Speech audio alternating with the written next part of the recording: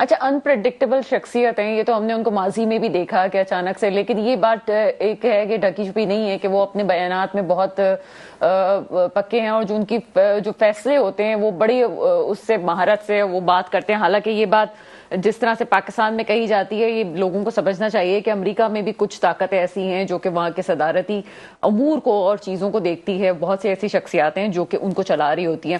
ایک اور چیز جو اس وقت دیکھی اور میں آپ سے اس کو سمجھنا چاہ رہی ہوں کہ جو تھرڈ ورلڈ کنٹری ہوتی ہے وہاں پہ الیکشنز کی بڑی گہما گہمی زیادہ دیکھی جاتی ہے. ہم اگر پاکستان کی بات کریں یا دوسری تھرڈ ورلڈ کنٹریز کی بات کریں، امریکہ میں وہاں کے لوگ سیاست پہ اتنی دلچسپی نہیں لیتے جتنی اس دفعہ لی گئی ہے. اس کی بنیادی وجوہات کیا ہو سکتی ہیں؟ ہاں بالکل صحیح. میں ایگری کرتا ہوں کہ جب بھی ہم امریکی انتخابات کی بات کرتے ہیں تو ہمارا جو دیکھنے کا پرسپیکٹو ہے وہ پاکستان میں ہونے والے انتخابات کی طرف چلا جاتا ہے. ہم یہ سمجھتے ہیں کہ جس طرح رکشوں اور سوزوکیوں میں اور بسوں میں بھر بھر کے ووٹرز کو لایا جاتا ہے پولنگ اسٹیشن، اور وہاں پہ ان کو بریانی اور قیمے والے پراٹھے دیے جاتے ہیں، اسی طرح امریکہ میں بھی ہوتا ہوگا. امریکہ میں ہرگز ایسا نہیں ہوتا. لوگ آفس جاتے ہوئے صبح کے وقت پولنگ اسٹیشن جاتے ہیں، 10 منٹ میں اپنا ووٹ کاسٹ کرتے ہیں، باہر آتے ہیں، گاڑی میں بیٹھ کے آفس چلے جاتے ہیں.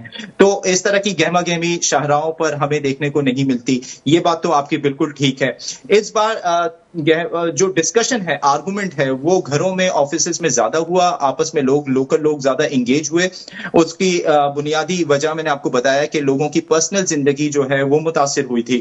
مہنگائی نے ان کی زندگی کو متاثر کیا تھا. روزمرہ کی جو ضروریات ہے لوگوں کو ان کو افورڈ کرنا مشکل ہو گیا تھا. تو بنیادی طور پہ یہی وجہ ہے کہ جو حکومت وہ امریکن چاہتے تھے کہ حکومت کی اب تبدیلی ہو، کوئی نئی حکومت آئے جو مہنگائی کو کم کرے. اور ڈونلڈ ٹرمپ کے پاس اس کا نسخہ ہے. وہ کہتے ہیں کہ ٹیکسز میں ہم کمی کریں گے. جب ٹیکسز میں کمی آئے گی تو لوگوں کی قوت خرید میں اضافہ ہوگا اور یقینی طور پر وہ ایک بہتر صورتحال میں ہوں گے.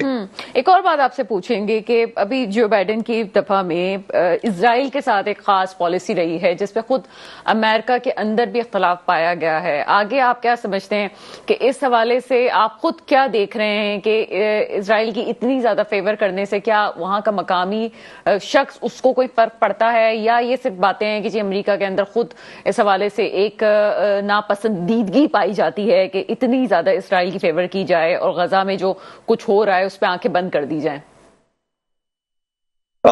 جو لوکل امریکن ہے جس کا تعلق ساؤتھ ایشیا سے نہیں ہے، جس کا تعلق مڈل ایسٹ سے نہیں ہے، اس کو کوئی غرض نہیں ہے کہ امریکی انتظامیہ بین الاقوامی امور پر کیا حکمت عملی اپناتی ہے. وہ اس بات سے قطع نظر کہ جو قومی سطح کے معاملات ہیں کیا ہو رہا ہے اس کو نہیں پتا. لوکل امریکن صرف اس بات کو چاہتا ہے کہ میری زندگی نارملائز رہے. وہ یہاں پہ تو نارمل جو میجورٹی امریکنس ہے وہ تو نیوز پیپر بھی نہیں پڑھتے، ان کو پتا بھی نہیں ہے کہ کیا ہو رہا ہے. انٹل انلیس کوئی احتجاج ہو رہا ہو تو ان کو پتا چلتا ہے کہ غزہ میں کوئی جنگ بھی ہو رہی ہے. ویسے تو ان کو اس چیز کا پتہ ہی نہیں ہوتا.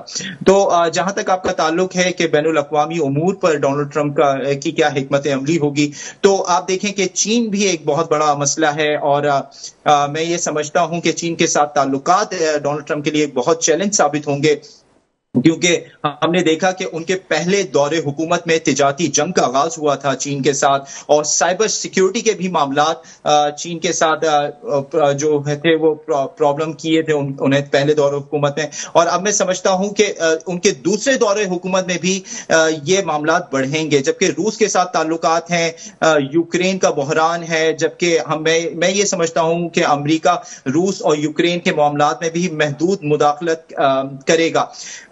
دو جنگیں اس وقت جاری ہیں پوری دنیا میں، ایک تو یوکرین کی جنگ جاری ہے اور ایک غزہ کی جنگ جاری ہے.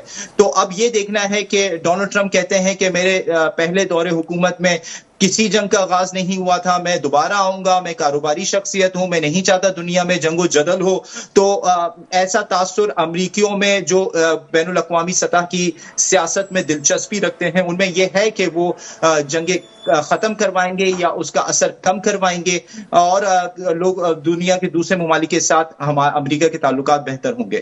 بہت شکریہ. شعیب احمد انصاری ہمارے ساتھ موجود تھے. ایک چھوٹے سے بریک کا وقت ہوا ہے، بریک کے بعد آپ کے سامنے حاضر ہوتے ہیں.